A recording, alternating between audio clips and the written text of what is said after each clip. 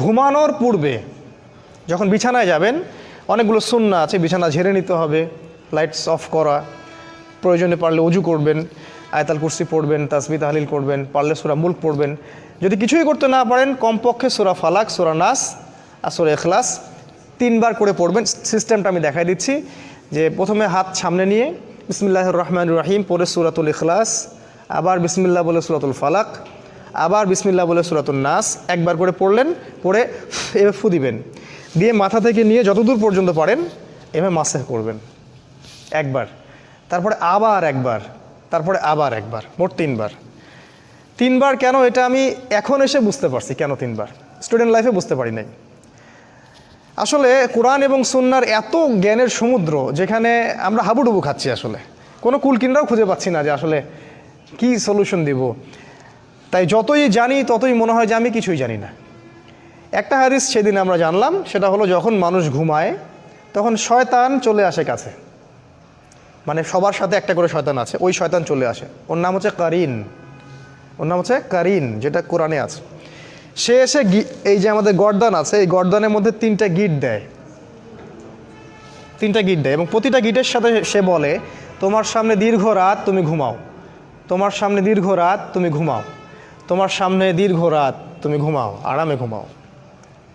রাসূল সাল্লাল্লাহু আলাইহি ওয়াসাল্লাম বলছেন, যখন বান্দা যদি ফজরের আজান শুনে উঠে যায় তাহলে একটা গিট খুলে যায়, যদি সে ওযু করে তাহলে আরও একটা গিট খুলে যায়, আর যদি সে জামায়াতে এসে সালাত আদায় করে তাহলে 3টা গিটই খুলে যায়।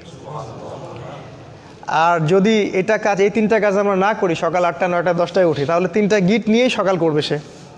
তাহলে চিন্তা করেন তার সারা দিনটা কেমন যাবে।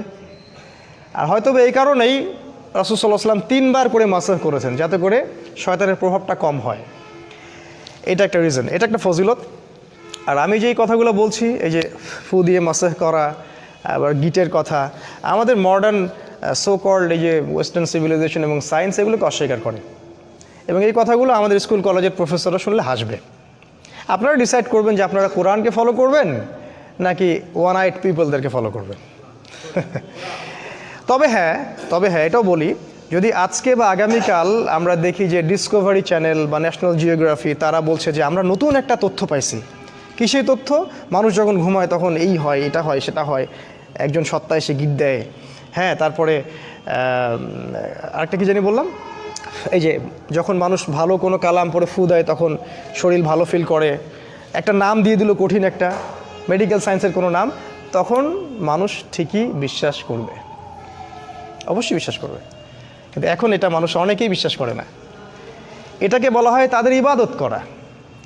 মানে তারা যদি বলে যে অমুক গ্যালাক্সির দূরে একটা গ্রহের সন্ধান পাওয়া গেছে, যে গ্রহটা হীরা দিয়ে তৈরি, যেখানে সোনার গাছ আছে, হ্যাঁ, সেখানে অন্য গ্রহের কিছু প্রাণী আছে, সবাই এক বাক্যে বিশ্বাস করবে। আমি চ্যালেঞ্জ করলাম, এক বাক্যে বিশ্বাস করবে পরের দিন। কিন্তু আল্লাহ কোরআনে বলছেন যে অমুক জান্নাত রেডি রাখছে, যেটা হীরা দিয়ে তৈরি, সোনা দিয়ে তৈরি, এখানে এটা আছে, সেটা আছে।